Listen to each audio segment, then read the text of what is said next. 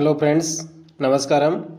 स्वागत है आपका अपने यूट्यूब चैनल सिविल इंजीनियर उम्मीद में।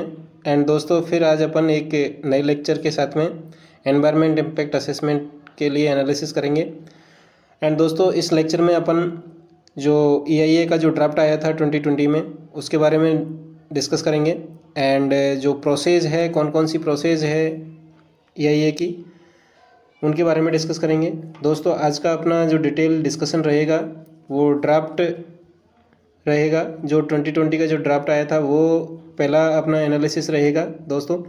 एंड दूसरा रहेगा अपना प्रोसेस, कौन कौन सी प्रोसेस इसमें शामिल होती है। उसके बाद में तीसरा रहेगा क्या क्या इसके अंदर एनालिसिस किया जाता है, तो कौन कौन से टॉपिक, क्या क्या फैक्टर इसके अंदर एनालिसिस किया जाते हैं, वो दूसरा रहेगा। तो दोस्तों, सबसे पहले अपना इसमें डिस्कस करते हैं। तो पहले ड्राफ्ट 2020 का अपन एनालिसिस करेंगे। तो पहली चीज़ तो ये एनालिसिस करेंगे। उसके बाद में दूसरा है प्रोसेस, कौन कौन सी प्रोसेस है उसके बारे में अपन डिस्कस करेंगे। तीसरा है क्या क्या एनालिसिस किया जाता है, क्वेश्चन मार्क, यानी कि क्या क्या एनालिसिस किया जाता है उसके बारे में अपन डिस्कस करेंगे। एंड उसके बाद में फोर्थ पे जाके अपन एनालिसिस करेंगे क्या क्या EIA के कौन कौन से स्टेप्स है, उनके बारे में अपन डिस्कस करेंगे। तो दोस्तों, myself Umed with all of you and welcome to my YouTube channel civil engineer Umed. And दोस्तों, अभी स्टार्ट करते हैं without any time wasting environment impact assessment. तो दोस्तों, जो एनवायरनमेंट इम्पैक्ट असेसमेंट है उसका अपन देख लेते हैं कि जो अभी फ़िलहाल की जो गवर्नमेंट है, उन्होंने EIA का जो ड्राफ्ट नोटिफिकेशन लाए थे 2020 का कुछ करेक्शन के लिए, तो उसमें कौन कौन से पॉइंट उन्होंने इंक्लूड कर रखे थे, कौन कौन से ड्राफ्ट में कौन कौन से नोट इंक्लूड कर रखे थे, उनके बारे में अपन डिस्कस करते हैं दोस्तों। तो सबसे पहले दोस्तों, जो एनवायरनमेंट इम्पैक्ट असेसमेंट पे अभी की जो गवर्नमेंट है, वो फिलहाल की गवर्नमेंट क्या बोल रही है कि इसकी वजह से किसी भी प्रोजेक्ट का डिले होता है जिससे कि हमारी अर्थव्यवस्था पे इफेक्ट पड़ता है, इकोनॉमिक डेवलपमेंट रुक जाता है, तो इसमें हमें कुछ चेंज करनी चाहिए। तो उन्होंने एक ड्राफ्ट तैयार किया था एनवायरनमेंट में, मिनिस्ट्री ऑफ एनवायरनमेंट फॉरेस्ट ने एंड क्लाइमेट चेंज ने। तो उसने क्या क्या करेक्शन, मतलब क्या क्या ड्राफ्ट में क्या क्या पॉइंट मेंशन किए थे, उनके बारे में अपन डिस्कस करेंगे। तो दोस्तों, जो EIA का ड्राफ्ट नोटिफिकेशन 2020 था, उसमें सबसे पहला जो पॉइंट आता है वो है पोस्ट फैक्टो अप्रूवल।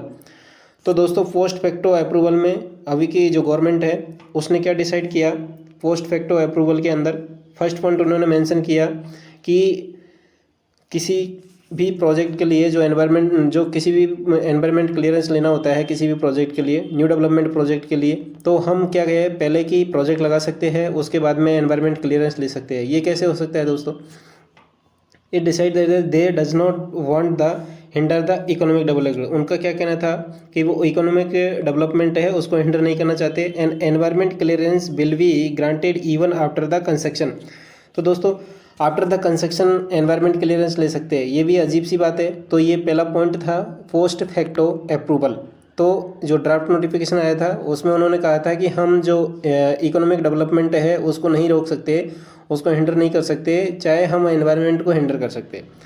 तो दोस्तों, ये कैसे हो सकता है कि विदाउट एनी एनवायरनमेंट क्लियरेंस किसी भी नए प्रोजेक्ट का कंस्ट्रक्शन कर दे। तो अभी बोल रहे हैं कि ministry of environment forest climate change बोल रही है कि आफ्टर द कंस्ट्रक्शन भी हम एनवायरनमेंट क्लियरेंस दे सकते हैं। तो ये पहला पॉइंट था। दूसरा है बाईपास ऑफ द EIA। तो दोस्तों, बाईपास ऑफ EIA में उन्होंने क्या मेंशन किया कि बाईपास ऑफ EIA में कि no need of the EIA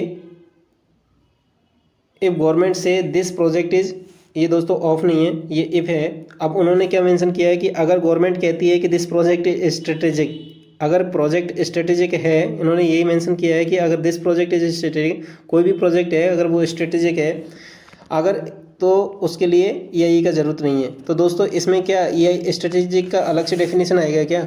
इसमें क्या कैसे क्लियर होगा? तो उन्होंने क्या किया, EIA का बाईपास कर दिया।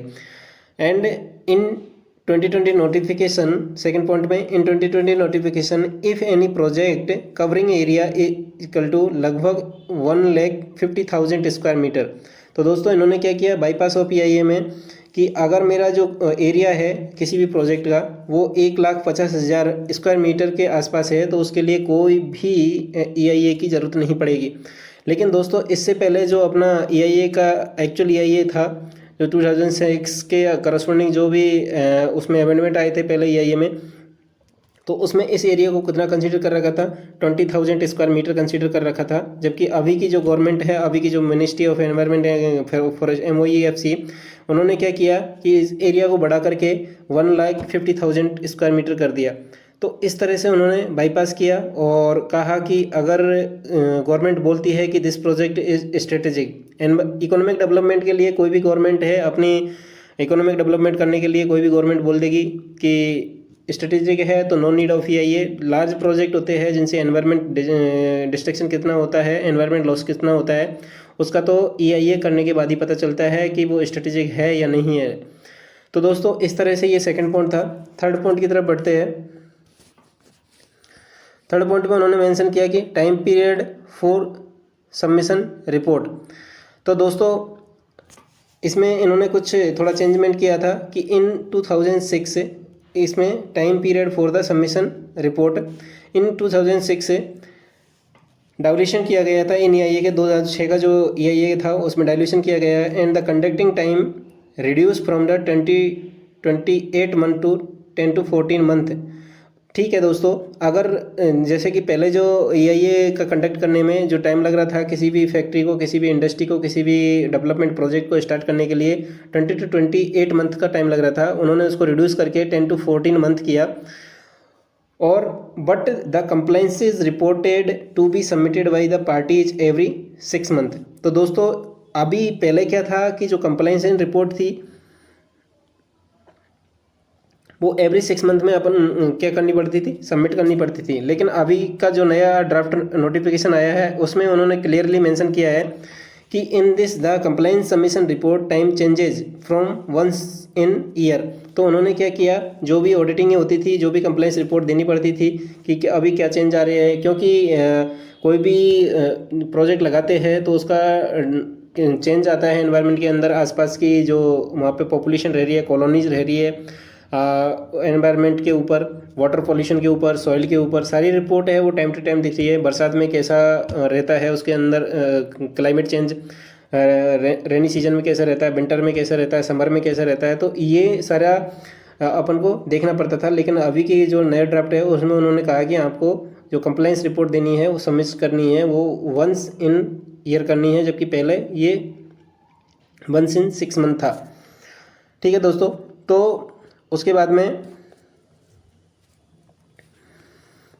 में है reduce the public voice importance. तो दोस्तों पब्लिक वॉइस इम्पोर्टेंस को इन्होंने कैसे रिड्यूस किया, in this the draft time period for public to give the response to reduce from 30 day to 20 day. तो दोस्तों पब्लिक हियरिंग के लिए जो टाइम देता था स्टेट पॉल्यूशन कंट्रोल बोर्ड, जो पब्लिक हियरिंग करता था किसी भी प्रोजेक्ट को, जो नेशनल लेवल का है या स्टेट लेवल का है, जिसके लिए यही रिक्वायरमेंट है, उसके लिए 30 डेज़ का टाइम लेता था। लेकिन अभी उस 30 डेज़ को टाइम को रिड्यूस करके उन्होंने कितना टाइम कर दिया, 20 डेज़ का। तो दोस्तों इस तरह से 30 डेज़ के रिड्यूस करके जो ड्राफ्ट है उसमें उनकी प्लानिंग क्या है कि इसको 20 डेज़ किया जाए, और जो रिपोर्ट कंप्लाइंस रिपोर्ट सबमिट करते थे वो वंस इन ईयर दिया जाए, ना कि वंस इन 6 मंथ दिया जाए। एंड ठीक है दोस्तों, ये एक अच्छा है कि 20 to 28 मंथ का जो टाइम लग रहा था, 20 to 28 मंथ का जो टाइम लग रहा था उसको उन्होंने रिड्यूस करके 20 to 28 मंथ से रिड्यूस करके 10 to 14, मतलब कि लगभग 50% रिड्यूस कर दिया था जो उसका कंडक्टिंग का जो टाइम था। तो ये थोड़ा सही था, लेकिन दोस्तों कुछ चेंजेज है जिसमें कि एनवायरनमेंट को लॉस होने का है, मतलब जिसमें लॉस हो सकते हैं एनवायरनमेंट को, ऐसे फैसले लिए जा रहे हैं। तो ये मेरे हिसाब से नया ड्राफ्ट नोटिफिकेशन आया है उसमें केवल एक ही है जो 20 to 28 से लेकर के 10 to 14 मंथ्स का जो टाइम पीरियड है, उसके अलावा कोई भी फैक्टर अपने एनवायरनमेंट के पर्पज़ से, एनवायरनमेंट सेफ्टी के पर्पज़ से सही नहीं है। तो दोस्तों आगे बढ़ते हैं। आगे है अपना प्रोसेस ऑफ द EIA। तो प्रोसेस ऑफ EIA में स्टार्ट करते हैं कि जो EIA का जो प्रोसेस है वो कैसे स्टार्ट होता है। कोई भी प्रोजेक्ट है, किसी भी प्रोजेक्ट को स्टार्ट करने का जो डिसीजन लिया जाता है, किसी भी प्रोजेक्ट का डिसीजन लिया जाता है, उसको स्टार्ट किया जाता है, तो सबसे पहले क्या होता है दोस्तों, अपन क्या करेंगे, कोई भी प्रोजेक्ट लगाएंगे तो उसका स्टार्ट करेंगे, साइट सिलेक्शन करेंगे। तो दोस्तों किसी भी प्रोजेक्ट का जो अपन कर रहे हैं उसका सबसे पहले क्या करेंगे दोस्तों, स्टार्टअप स्टार्टअप के बाद में उसका साइट सिलेक्शन करेंगे दोस्तों। साइट सिलेक्शन के बाद में अपन क्या करेंगे, कंडक्ट ईआईए को कंडक्ट कराने की कोशिश करेंगे। उसके बाद में दोस्तों अपन क्या लेंगे, पॉल्यूशन कंट्रोल बोर्ड, जो स्टेट पॉल्यूशन कंट्रोल बोर्ड है या फिर जो भी उसकी लोकल बॉडी है यहाँ पे डिस्ट्रिक्ट लेवल पे, या उससे अपन क्या लेंगे, एनओसी लेंगे कि मैं इस तरह का प्रोजेक्ट लगाने जा रहा हूँ। तो सबसे पहले कोई भी प्रोजेक्ट स्टार्ट कर रहे हैं या कोई भी ईआईए किसी पे भी कराने जा रहे हैं, तो जो प्रोसेस के अंदर शामिल होगा, उसके बाद उसमें साइट का सिलेक्शन, किस साइट पे कराना चाह रहे हैं, उसकी जियोग्राफिकल कंडीशन क्या है, जियोलॉजिकल कंडीशन क्या है, एयर क्वालिटी क्या है वहाँ पे, और जो पब्लिक है कंसर्न है या फिर economic development point of view से क्या रहेगा। तो इस तरह से अपन का साइट का सिलेक्शन करेगा। मटेरियल को रिकवरी कैसे करेगा, मटेरियल को ट्रांसपोर्टेशन कैसे करेगा, कंडक्ट ईआईए, और उसके बाद ईआईए कंडक्ट करेंगे और अप्लाई फॉर एनओसी। जो भी उसका हायर अथॉरिटी होगा जो एनओसी देगा कि कोई भी ऑब्जेक्शन नहीं है इस प्रोजेक्ट को लगाने के लिए, तो हम एनओसी इश्यू करते हैं। उसके बाद में दोस्तों आगे आता है SPSR arrange the public hearing. तो इसमें क्या होता है, जो स्टेट पॉल्यूशन कंट्रोल बोर्ड होता है वो दोस्तों क्या करता है, पब्लिक हियरिंग देता है, जिसमें कि पब्लिक इंपॉर्टेंस को, पब्लिक प्रॉब्लम है, पब्लिक बेनिफिट है, सोशियो इकोनॉमिकल डेवलपमेंट है, उसको इंपॉर्टेंस दिया जाता है और उनको 30 डेज़ का टाइम दिया जाता है। 30 डेज़ के बाद में उनको 30 डेज़ का टाइम दिया जाता है, जिससे कि वो अपनी प्रॉब्लम, क्या क्या प्रॉब्लम आ रही है उसके, उस प्रोजेक्ट के बारे में, वो बेनिफिशियल है या नहीं है, या कितना डिस्ट्रक्ट कर रहा है अपने एनवायरनमेंट को, तो उन सबको स्टेट पॉल्यूशन कंट्रोल बोर्ड है वो पब्लिक हियरिंग अरेंज करा करके और डाटा कलेक्शन करता है। उसके बाद में है दोस्तों project proponent apply for the environment clearance submitting the required documents, EIA report, NOC from the state pollution control board से। तो दोस्तों उसके बाद में क्या होता है, जो भी प्रोजेक्ट प्रोपोनेंट है और उसका जो एनवायरनमेंट का जो, जिससे भी उन्होंने एनवायरनमेंट ईआईए बनवाया है, मतलब एक तरह से हो सकता है कि जिसको एनवायरनमेंट का अच्छा नॉलेज हो, उससे अब उन्होंने क्या किया, ईआईए की रिपोर्ट बनवाई है, तो वो रिपोर्ट सबमिट करनी पड़ती है। एंड जो भी रिक्वायरमेंट डॉक्यूमेंट्स है, ईआईए रिपोर्ट है, एनओसी है जो स्टेट पॉल्यूशन कंट्रोल बोर्ड ने उन्हें इश्यू की है, वो सब चीज़ें उनको सबमिट करनी पड़ती है। जो भी अथॉरिटी होती है, ये अगर स्टेट लेवल पे है तो स्टेट लेवल की बॉडी उसको इशू करेगी, अगर सेंट्रल लेवल की बॉडी है तो उसको सेंट्रल लेवल की बॉडी ईआईए क्लियरेंस देगी। तो इस तरह से दोस्तों ये एक प्रोसेस थी, जिसमें आगे चल के अब क्या होता है कि review by the environment appraisal committee, जो भी ये भी ईएसी होती है एनवायरनमेंट अप्रेजल कमेटी, वो क्या करती है, उसको रिव्यू करती है। जो भी रिपोर्ट है, जो भी एनओसी है, उन सबको क्या करती है, रिपोर्ट को अच्छे से एनालाइज करती है और उसमें 90 डेज़ का टाइम लगता है। और इसमें 90 डेज़ का टाइम लगता है और 90 डेज टाइम लगने के बाद में 3 रिजल्ट्स बाहर निकल के आते हैं। या तो प्रोजेक्ट को रिजेक्ट कर दिया जाता है, या प्रोजेक्ट को एक्सेप्ट कर दिया जाता है। अगर प्रोजेक्ट एक्सेप्टेड है, एक्सेप्ट होने के बाद में उसकी कंटिन्यूसली मॉनिटरिंग की जाती है।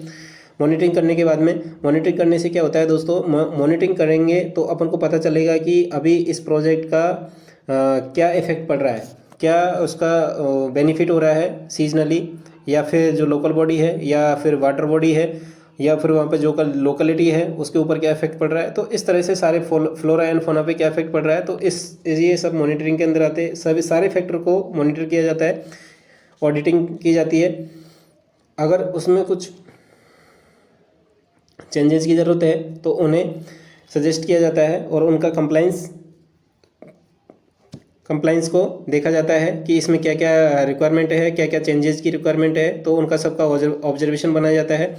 अगर चेंजेस की रिक्वायरमेंट है तो दोस्तों फिर से वापस किया जाता है और दोबारा से ईआईए कंडक्ट किया जाता है, दोबारा से ईआईए बनवाया जाता है। जो भी एनवायरनमेंट एक्सपर्ट होता है, जो भी प्रोपोनेंट का एनवायरनमेंट एक्सपर्ट होता है, वो फिर से दोबारा से अपना ईआईए कंडक्ट करेगा एंड दोबारा से ईआईए बनाएगा।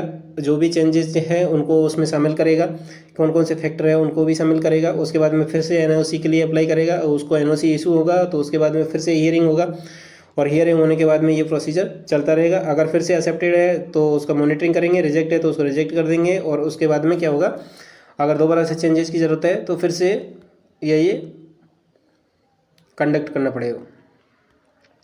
ठीक है दोस्तों, उसके बाद में अपन चलते हैं अब what assess under the EIA. तो दोस्तों जो ईआईए है उसके अंदर क्या क्या एसेज किया जाता है, किन किन चीज़ का असेसमेंट किया जाता है, तो उन चीज़ को अपन अभी देखते हैं। तो दोस्तों इसके अंदर सबसे पहले मेट्रोलॉजिकल एंड एयर क्वालिटी, जो भी वहाँ की मेट्रोलॉजी है उसके बारे में कितना इफेक्ट कर रहा है, उसके लिए बेनिफिशियल है नहीं है, उसको डिग्रेड कर रहा है तो कितना कर रहा है, उसमें पॉल्यूशन कर रहा है तो कितना कर रहा है, एयर क्वालिटी को कितना इफेक्ट कर रहा है, इन चीज़ों का ध्यान रखा जाता है। उसके बाद में हाइड्रोलॉजी, यहाँ की जो वाटर बॉडी है या फिर जो ग्राउंड वाटर लेवल है या फिर सॉइल का जो वाटर रिटेंशन कैपेसिटी है उसको कितना रिड्यूस कर रहा है, या फिर उसका जो इफ्लुएंट जा रहा है वो फिल्टर होने के बाद में किसी नाले में या किसी भी सीवेज ट्रीटमेंट प्लांट के थ्रू जा रहा है या वैसे ही ओपन में डंप किया जा रहा है। तो इस तरह से जो वाटर बॉडी है उसको कितना इफेक्ट कर रहा है। एंड एयर क्वालिटी, एंड दोस्तों यहाँ पे ये वाटर क्वालिटी होगा, तो अपनी जो वाटर क्वालिटी है उसको कितना इफेक्ट कर रहा है उसका असेसमेंट किया जाता है। Site and its surrounding, site है और उसके चारों तरफ कितना क्या एरिया है उसको कितना इफेक्ट कर रहा है, उन सब चीज़ का देखा जाता है। And occupational and safety and health, जो साइट पर काम करने वाले हैं उनके लिए कितनी क्या सेफ्टी है, उनकी हेल्थ के लिए क्या सुविधाएं है और क्या ऑक्यूपेशनल है उनके रहने पहने का, खाने पीने का, सभी का। तो ये सब चीज़ें इसके अंदर एनालिसिस की जाती है, असेस की जाती है। And treatment and disposal of the effluent, जो भी इफ्लुएंट निकलेगा उसके थ्रू जो भी अपन प्रोजेक्ट लगाने जा रहे हैं उसका ट्रीटमेंट कैसे किया जाएगा, उसका डिस्पोजल कैसे किया जाएगा, एंड द कौन सा मेथड उसको यूज़ किया जाएगा, and which method is use for the treatment purpose. And अगर अपन उसको ट्रीटमेंट नहीं कर रहे हैं तो उसका क्या अल्टरनेटिव यूज़ है, या फिर मेथड कर रहे हैं जो मेथड यूज़ में किया है उसके कोई अल्टरनेटिव भी यूज़ कर रहे हैं क्या, उनका खुद का कोई कॉन्सेप्ट है, खुद का कोई मेथड है जिससे कि वो ट्रीटमेंट कर रहे हैं। फिर अगला है transportation of the raw material and handling process. दोस्तों जो भी रॉ मटेरियल है उसका ट्रांसपोर्टेशन कैसे कर रहे हैं एंड उसको हैंडल कैसे कर रहे हैं, तो इन चीज़ों का भी असेसमेंट किया जाता है। And the control equipment measure propose to be adopted, तो कौन कौन से इक्विपमेंट है जो वहाँ पे यूज़ किए जा रहे हैं एंड जो वहाँ पे यूज़ किए जाएंगे, कौन कौन से इक्विपमेंट है उनको भी असेसमेंट किया जाता है और उनको नोटिफाई किया जाता है। तो दोस्तों ये अपना EIA था कि किसी को पता हो कि EIA में क्या होता है, भाई क्या होता है EIA चल रहा है इतनी देर से, तो उसके अंदर क्या क्या असेसमेंट होता है, तो EIA क्या गाजर मूली है, तो ये आज अभी समझ में आया अपन को कि EIA के अंदर अपन किस किस चीज़ का असेसमेंट करते हैं। ठीक है दोस्तों, अब आगे बढ़ते हैं।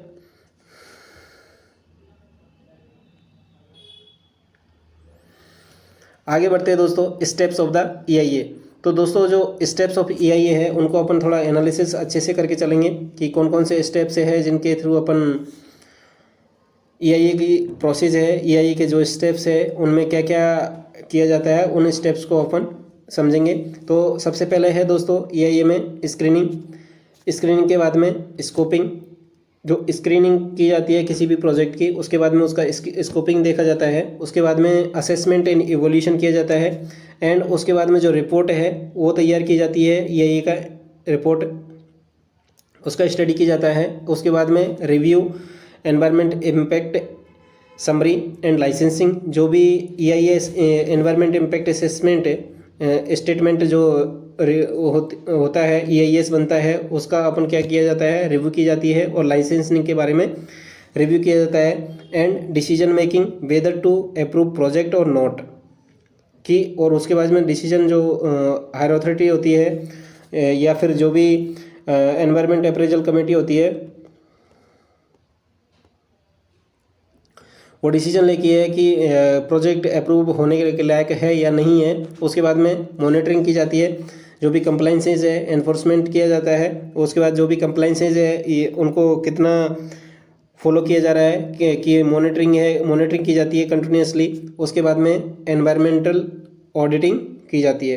तो दोस्तों ऑडिटिंग में क्या होता है, बार बार उसी प्रोजेक्ट को, जो प्रोजेक्ट हुआ है उसमें जो स्टैंडर्ड यूज़ किए गए थे, जिस टाइम पे EIA क्लियर किया गया था कि आपको इस स्टैंडर्ड से काम करना है, इस स्टैंडर्ड के इतना आप इफ्लुएंट कर सकते हो, इतना पॉल्यूशन को डिग्रेड कर सकते हो, इतना कार्बन फुटप्रिंट जो कि अपन एनवायरनमेंट में जो कार्बन का मतलब कि एक तरह से इजेक्ट करते हैं किसी भी इंडस्ट्री से, जो कार्बन निकलता है, CO2 गैस निकलती है, उसको कार्बन फुटप्रिंट में मेजर करते हैं। तो वो कितना है, उसका क्या स्केल है, किसी भी इंडस्ट्री के लिए कितना वो मतलब अपने एनवायरनमेंट में छोड़ सकती है। तो उन सारे चीज़ों का क्या करता है, ऑडिटिंग की जाती है। तो दोस्तों स्टेप बाय स्टेप अपन जो स्टेप्स ऑफ EIA है उनको एनालिसिस करते हैं और आगे बढ़ते हैं। दोस्तों आपसे मैं रिक्वेस्ट करूँगा कि आप भी इस मेरे वीडियो लेक्चर को अपने दोस्तों के साथ में शेयर करिए और नोट्स बना के चलिए, जिससे कि आपको किसी भी एग्ज़ाम के लिए, अभी तो Rajasthan state pollution control board में एनवायरनमेंट अपन कवर कर रहे हैं, लेकिन ये नोट्स आपने RPSC के लिए और UPSC के लिए, जिसमें भी environment general knowledge of environment होता है, उसको भी कवर करेगा। तो दोस्तों आपसे रिक्वेस्ट करूंगा कि मैं आपको इनको एक PDF अवेलेबल करवा दूंगा, लेकिन आप भी अपने नोट्स बराबर बनाते रहिए और अपने दोस्तों के साथ में शेयर करते रहिए, जिससे कि उनका भी बेनिफिट हो जाए और आपका भी बेनिफिट हो जाए। ठीक है दोस्तों, और आप अगर मेरे चैनल पर नए हो तो आप इसको बेल आइकन को ऑन करिए और अपने दोस्तों के साथ में आप भी मेरे चैनल को सब्सक्राइब करिए। ठीक है दोस्तों, आगे बढ़ते हैं। उसके बाद में क्या स्टेप्स है, तो दोस्तों इसमें पहला स्टेप है स्क्रीनिंग। तो दोस्तों स्क्रीनिंग के बारे में अपन डिटेल से देखते हैं कि स्क्रीनिंग में क्या किया जाता है। टू डिटरमाइन द वेदर और not the project required on EIA। तो स्क्रीनिंग में दोस्तों सबसे पहले तो स्क्रीनिंग में क्या किया जाता है कि कोई भी प्रोजेक्ट है वो उसमें EIA रिक्वायरमेंट है या नहीं है, उसके बारे में डिटरमाइन द वेदर और not the project require on EIA। कोई भी प्रोजेक्ट है वो EIA की रिक्वायरमेंट उसमें है या नहीं है, उन चीज़ का एनालिसिस किया जाता है।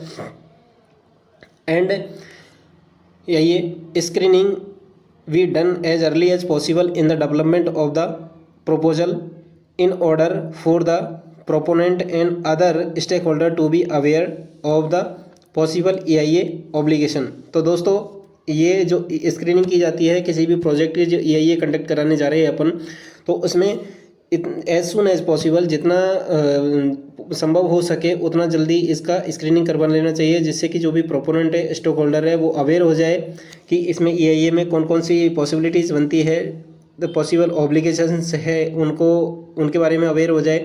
तो दोस्तों screening as soon as possible हो जाना चाहिए, जिससे कि पता चल जाए कि किस टाइप के प्रोजेक्ट के लिए, पता चले लास्ट में पता चल रहा है कि इतने दिन में तो प्रोजेक्ट कंप्लीट हो जाता है, उसके बाद पता चलता है कि इस टाइप के प्रोजेक्ट के लिए तो अपन का स्क्रीनिंग वो EIA रिक्वायरमेंट ही नहीं है। तो इसलिए this is the first step for clearance the EIA for any project.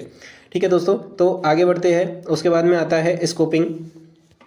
Scoping is the critical and important as it set up the boundaries of the EIA। तो दोस्तों स्कोप देखा जाता है। स्कोप अपन जानते हैं कि कोई भी फैक्ट्री लगा रहे हैं, कोई भी प्रोजेक्ट लगाने जा रहे हैं अपन, तो उसका स्कोप क्या है। स्कोप मतलब उसका फ्यूचर में आने वाली पीढ़ी पर, आने वाली जनरेशन पर, आने वाले एनवायरनमेंट पर क्या स्कोप है, उसमें जो प्रोजेक्ट लगाने जा रहा है उसको बेनिफिट होगा या नहीं होगा, या उसका सारा कॉस्ट उसी में चले जाएगा, जो उसको मेंटेन करेगा, EIA को मेंटेन करेगा, उसी में चला जाएगा। तो दोस्तों इसको पढ़ते हैं, इसमें अपन ने क्या लिखा है डेफिनेशन में। तो scoping is the critical and important as it set up the boundaries of the EIA। ये क्या करता है, EIA की बाउंड्री को सेटअप करता है, इंक्लूडिंग द प्रोजेक्ट एरिया, कि प्रोजेक्ट के area, and establish what the EIA will include and how to put the EIA together in accordance with the TOR, term of reference.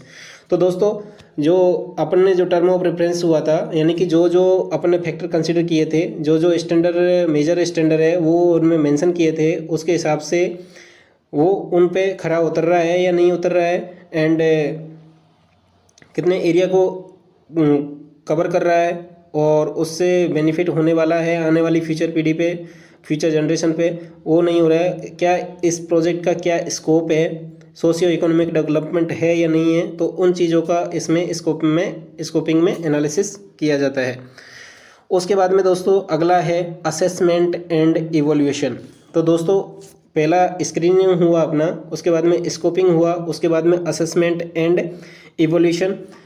तो दोस्तों assessment impact evolution में क्या होता है कि इसके अंदर impact assessment refer to the detail evolution. इसमें क्या किया जाता है, डिटेल इवोल्यूशन किया जाता है of the environment and social impact of the planned project and identify alternate to mitigate the impacts.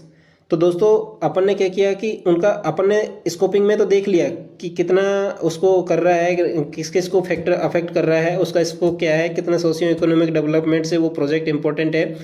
अब उसका क्या करते हैं दोस्तों, असेसमेंट करते हैं, इवोल्यूशन करते हैं, और जो भी उसके अल्टरनेटिव है कि जो इम्पैक्ट कर रहे हैं उसको मिटिगेट करने के क्या क्या अल्टरनेटिव्स है, उन सभी को मेजर पॉइंट को अपन को क्या है ध्यान में रखा जाता है असेसमेंट एंड इवोल्यूशन में। तो detail evolution of the environment का अपना डिटेल एवोल्यूशन किया जाता है, एंड सोशल इम्पैक्ट है उसका डिटेल एवोल्यूशन किया जाता है, और उसका असेसमेंट किया जाता है कि कितना कितना और उसके क्या मिटिगेशन, जो भी इम्पैक्ट है कितना कितना इम्पैक्ट डाल रहा है और उसके क्या क्या मिटिगेशन है, उन सभी का एनालिसिस किया जाता है। उसके बाद में दोस्तों अपना 8 स्टेप में से फोर्थ स्टेप है रिपोर्ट EIA।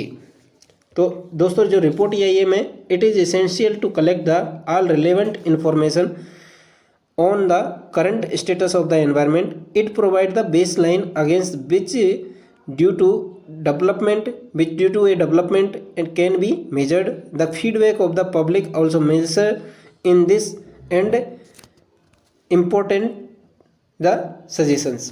तो दोस्तों इसमें क्या है कि ये EIA एनवायरमेंट इम्पैक्ट असेसमेंट की रिपोर्ट है, उसके बारे में बात कर रहा है कि जो EIA की जो रिपोर्ट है उसका एनालिसिस किया जाता है। और इस ये क्या है कि एक तरह से बेसलाइन होता है किसी भी EIA की जो सारा जो निचोड़ निकल के आता है, जो उसकी रिपोर्ट बनती है उसके बारे में बात कर रहा है। जो भी इंफॉर्मेशन है उससे रिलेवेंट, उस प्रोजेक्ट से रिलेवेंट, उन सबको कलेक्ट किया जाता है, एंड जो एनवायरनमेंट का जो करंट स्टेटस है उसका भी रिपोर्ट तैयार किया जाता है, और फ्यूचर में आने वाले इस प्रोजेक्ट से अपने एनवायरनमेंट का क्या रहेगा वो सब इसमें इस रिपोर्ट में EIA की रिपोर्ट में शामिल होता है। एंड इसमें जो पब्लिक हियरिंग है उसको भी इम्पोर्टेंस दिया जाता है, एंड उनके सजेशंस है, क्या क्या सजेशंस है उसको भी इस रिपोर्ट में शामिल किया जाता है। उसके बाद में फिफ्थ पॉइंट है review the environment impact summary and licensing. In this the finally after report the review. तो दोस्तों इसमें क्या होता है, in this finally after report the review of EIS environment impact statement जो तैयार किया था और जो डॉक्यूमेंट सबमिट किए गए थे उनके बेसिस पे एक समरी तैयार की जाती है, और ये लाइसेंसिंग देखा जाता है कि it is ready to give the authority to implement the new project और नॉट। तो ये सब इसमें रिव्यू किया जाता है। एनवायरनमेंट इम्पैक्ट जो भी समरी है अपनी स्टेटमेंट है उसका रिव्यू किया जाता है, और जो डॉक्यूमेंट्स अपन ने दिए हैं स्टेटमेंट जो बनाया उस टाइम पे कौन कौन से डॉक्यूमेंट दिए, NOC क्या दिए, उन सब का क्या किया जाता है, रिव्यू किया जाता है। उसके बाद में आता है दोस्तों डिसीजन मेकिंग। तो decision making 6 points decision making in this the. तो दोस्तों इन this the approval decision making में क्या होता है कि अपन को क्या करना है, डिसीजन लेना है कि ये प्रोजेक्ट एनवायरनमेंट पर्पज से फिट है या नहीं है, या फिर इसको इम्प्लीमेंट कर सकते हैं या नहीं कर सकते। तो in this the approval decision are taken and finalize this project is fit for environment और नॉट, और रिक्वायर्ड द सम अल्ट्रेशन। तो इसमें डिसीजन मेकिंग में क्या किया जाता है दोस्तों, किसी भी प्रोजेक्ट को कि उसमें कुछ अल्ट्रेशन रिक्वायर है या फिर रिजेक्टेड है या एक्सेप्टेड है। तो ये 3 फैक्टर किए जाते हैं। अगर उसमें कुछ चेंजमेंट है या फिर जो उसके इम्पैक्ट आ रहे हैं उसको अपन मिटिगेट कर सकते हैं, तो विच मेथड बी यूज। तो ये सब डिसीजन मेकिंग होता है जिसमें कि फाइनलाइज होता है कि this project is fit for environment और नॉट। ठीक है दोस्तों, तो उसके बाद में ये डिसीजन मेकिंग के अंदर होता है। उसके बाद में है मॉनिटरिंग कंप्लाइंसेस एनफोर्समेंट। तो दोस्तों अपन ने जैसा कि पहले पढ़ा था कि अपन के इसमें लगातार मॉनिटरिंग की जाती है किसी भी प्रोजेक्ट की, और जो कंप्लाइंस दिए जाते हैं किसी भी जो एनवायरनमेंट कोई भी जो प्रोजेक्ट लगाने जा रहा है या फिर प्रोपोनेंट है उसके द्वारा पहले क्या था कि वंस इन 6 मंथ में जो भी कंप्लाइंस रिपोर्ट थी क्या क्या उसके अंदर चेंज आ रहे हैं 6 मंथ के अंदर, या उसके अंदर क्या क्या एनवायरनमेंट को इफेक्ट कर रहा है, वो मॉनिटरिंग उनका क्या किया जाता है। जो कंप्लाइंस थी रिपोर्ट थी वो सबमिट करने की, उनको मॉनिटर किया जाता था। And monitoring is also important for keeping track of any changes that happen in the environment. तो जो भी एनवायरनमेंट के अंदर चेंज होने जा रहे हैं, जो चेंज हो रहे हैं उन सब को क्या करता है, ये मॉनिटर करता है, और जो कंप्लाइंस मिले हैं अपन को उसको मॉनिटरिंग करता है in the environment and in communities after the project is implemented. Basic monitoring effort will continue during the project remediation and all the compliances. तो दोस्तों जो भी अपन को प्रोजेक्ट लगा है उसके बाद में जो भी कंप्लाइंसेज है उन सब का monitoring time to time monitoring किया जाता है। पहले ये 6 मंथ में एक बार अपन को जो मॉनिटरिंग जो कंप्लाइंस रिपोर्ट सबमिट करनी थी प्रोपोनेंट को वो 6 मंथ वंस इन 6 मंथ था, लेकिन अभी जो न्यू ड्राफ्ट नोटिफिकेशन 2020 आया है उसमें वंस इन 1 ईयर करने का ड्राफ्ट लाया गया है। तो दोस्तों इस तरह से अपन को क्या है कि मॉनिटरिंग कंप्लाइंसेस और एनफोर्समेंट को कवर किया जाता है। उसके बाद में दोस्तों 8th टॉपिक है एनवायरमेंटल ऑडिटिंग। तो दोस्तों कोई भी प्रोजेक्ट है, किसी भी प्रोजेक्ट को अपन ने इम्प्लीमेंट किया और प्रोजेक्ट को लगाने के बाद में उसका क्या है कि EIA किया, EIA में फिटअप आ गया। उसके बाद में क्या होता है, जो भी एजेंसी है अपनी, या तो स्टेट लेवल की एजेंसी है या कमेटी है या फिर नेशनल लेवल की है, सेंट्रल लेवल की बॉडी है जो EIA इश्यू कर रहा है, जो जिसने EIA उसको क्लियरेंस दिया है, उसके बाद में वो कुछ स्टैंडर्ड फिक्स करता है कि आपको इतना इफ्लुएंट करना है, इतना पॉल्यूशन करना है और इस पॉल्यूशन के बदले एनवायरनमेंट में इतना ऑक्सीजन लेवल या फिर कार्बन फुटप्रिंट जो होता है वो आपको मेंटेन करके चलना पड़ेगा। इस तरह का आपको ट्रीटमेंट प्लांट यूज़ करना पड़ेगा। ये यहाँ पे हाइड्रोलॉजी क्या प्रॉब्लम है, एयर क्वालिटी को इतना मेंटेन करके चलना पड़ेगा। तो इन सब का क्या किया जाता है, ऑडिटिंग किया जाता है टाइम टू टाइम पे कि वो जो फैक्टर EIA क्लियरेंस दिया था उस टाइम पे जो फैक्टर उसमें कंसिडर किए गए थे, जो EIA रिपोर्ट थी उसमें जो शामिल किए गए थे वो मेंटेन हो रहे हैं या नहीं हो रहे हैं, उन सब का अपना पॉल्यूशन कंट्रोल बोर्ड के द्वारा टाइम टू टाइम पे ऑडिटिंग की जाती है। तो अब दोस्तों अपन आज का लास्ट अपना topic environmental auditing steps of the EIA, तो उसके बारे में देखते हैं। तो for understanding the impact of EIA it is done on the regular basis. Before the 2020 EIA draft it was once in 6 month, but in the new draft it is coming once in a year. जैसे कि complaints आ रहे हैं कि अभी ये changement आ रहा है, ये चेंजमेंट आ रहा है, तो उस टाइम पे भी ऑडिटिंग कर सकते हैं। तो लाइक ही कंप्लेंट्स की तरह ये है कि जैसे ही ऑडिटिंग टाइम टू टाइम किया जाता है, पॉल्यूशन कंट्रोल बोर्ड है वो कि अभी जो किसी भी इंडस्ट्री है या किसी भी प्रोजेक्ट को हमने जो स्टैंडर्ड दिए थे उनको फॉलो कर रहे हैं या नहीं कर रहे हैं, तो उन सब का ऑडिटिंग किया जाता है। जहाँ पे जो वर्कर काम कर रहे हैं उनका ऑक्यूपेशनल हेल्थ और उनका सबका मेंटेनेंस का ध्यान रखा जा रहा है या नहीं रखा जा रहा है, या फिर जो भी इफ्लुएंट निकल रहा है वो ओपनली डंप किया जा रहा है या आफ्टर ट्रीटमेंट डंप किया जा रहा है, सॉइल को पॉल्यूशन कितना कर रहा है, एयर क्वालिटी को कितना पॉल्यूशन कर रहा है, उसके बाद में अपना वाटर टेबल को कितना डेंजर कर रहा है, वाटर लेवल में कितना उसका जो इंग्रेडिएंट है, जो इफ्लुएंट है वो कितना मिक्स हो रहा है।